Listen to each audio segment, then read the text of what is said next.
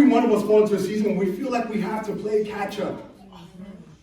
Look at this brother, look at this sister. I gotta catch up, I gotta catch up. When you're trying to play catch up, when you're trying to rush, you're missing everything God has for you.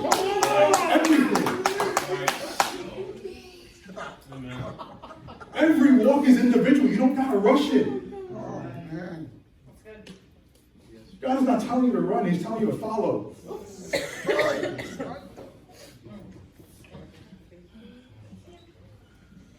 God isn't an instant coffee God. He's about longevity. Yes. He's about longevity. That doesn't move His heart when you're completing things like, oh, Antonio preached 100 times in 1 year. Yeah, then what happens to my home? What happens to the relationship with my wife or my kids because I'm always buried in the Bible? Neglecting them. God understands that. God is like, it's cool that you want to bury yourself in the Bible, but you chose to get married and have kids, so you need to divide your time. You can't neglect them. That's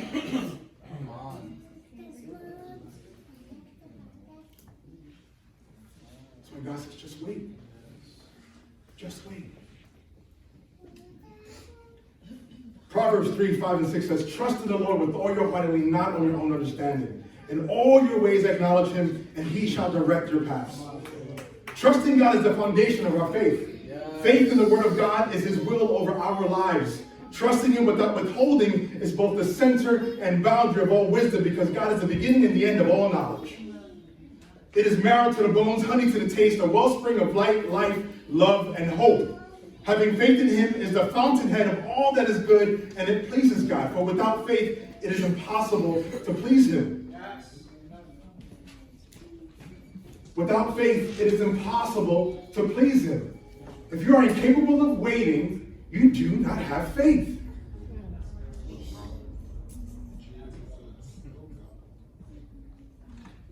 Remember 3 minutes ago when I said there's something that happens behind the waiting? Let's stop and talk about first fruits. First fruits is a waiting period. Those first 4 months are a waiting period. You know why? Because when you think nothing is happening, as you're giving, God is setting up the entire year. The entire year. I know what it is to undercut first fruits and have a terrible year. Marriage, work, kids. Oh yes, I know what it is to deny God what is His and have a terrible, terrible year where everything falls apart. Thank you, brother, appreciate you. Where everything falls apart.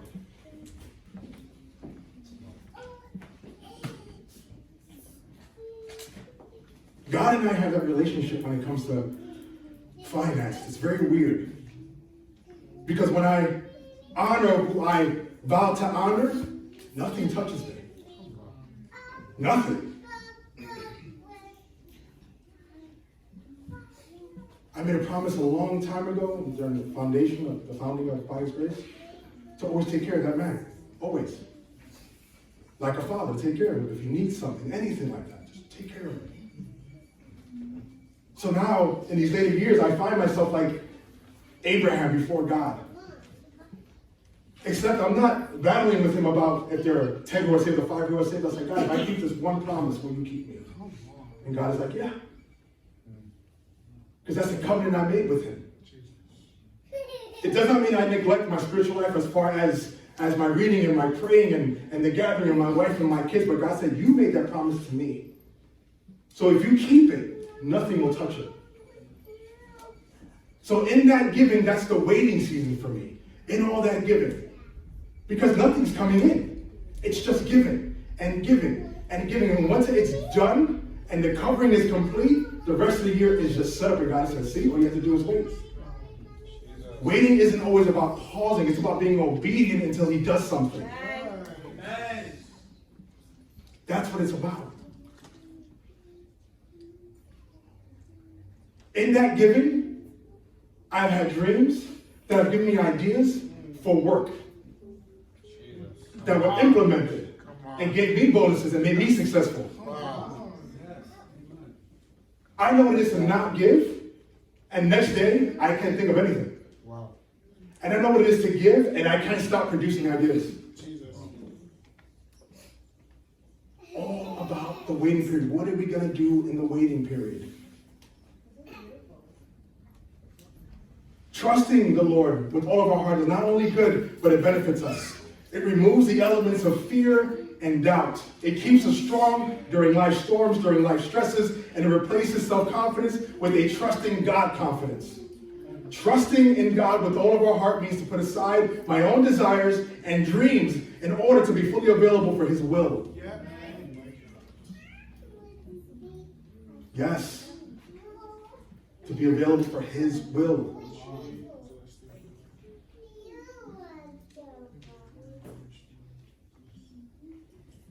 My wife and I, when we had gotten some money from the sale of the family house right there in Brooklyn, which all of you know, we had spoke to one another, but we were like, no matter where we go, this is home. We'll make the drive. Doesn't matter. This is home. We started in Brooklyn, didn't find anything. Went out to Long Island, didn't find anything. We kept searching. She was like, Jersey? And I was like, no. I'm not Jersey. I get double tax. Didn't have it. Right? Too smart for that. Right? And then there was Connecticut. I was like, Connecticut? That's a nice ring to it. Connecticut. Connect to God. Connect to God. Right? And then we found that home, and it's beautiful. We've been working with my wife. She's been doing her touches and whatnot, and I'm just a person who just pays. You know, she's like, honey, this? Okay, yes, okay. Order. Did I do? Oh, amen. I thought that was me. Amen. But that transition showed me that self-confidence was such a waste. I had to develop that God confidence that He was going to handle everything. New stage, new way of being, new structures, new limits, all these things. And in my mind, I'm like, God, can I do this? Like, can I handle this? Can I handle living in Connecticut and going to church in Brooklyn? Can I? And I was like, God, I mean, I know I didn't wait, but I didn't have a choice, God. So what do I do? And God is like, go. Because you know where home is. So go. Because when God told me to wait during the transition, during the movement, me and my wife searched everywhere and couldn't find anything.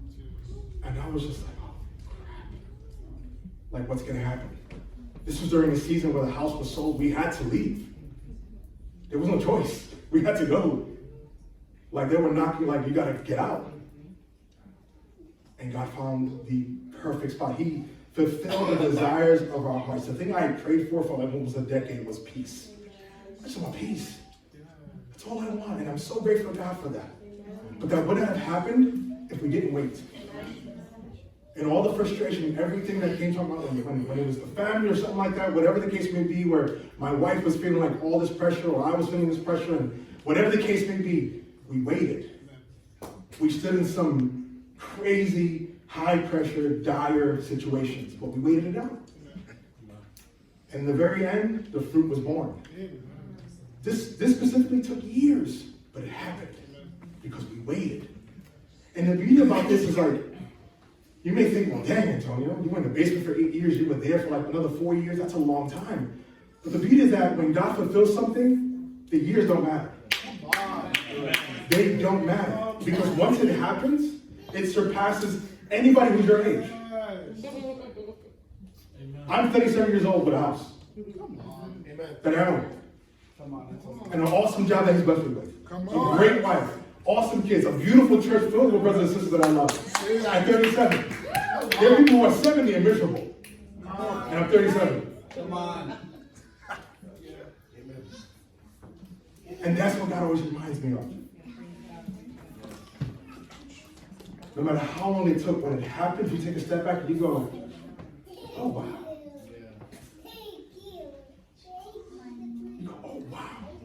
God, you are faithful. You are truly faithful. Yeah. It hurts at times to wait. It hurts at times to be obedient, especially with the pockets, right? But in the end, oh, He is faithful. Amen. every time I just walk out my house or I take my kids to the school bus, I'm just like, God, I end up here. I end up here. Amen. The no good white boy kid from Brooklyn. How did he end up here? It's all in the waiting.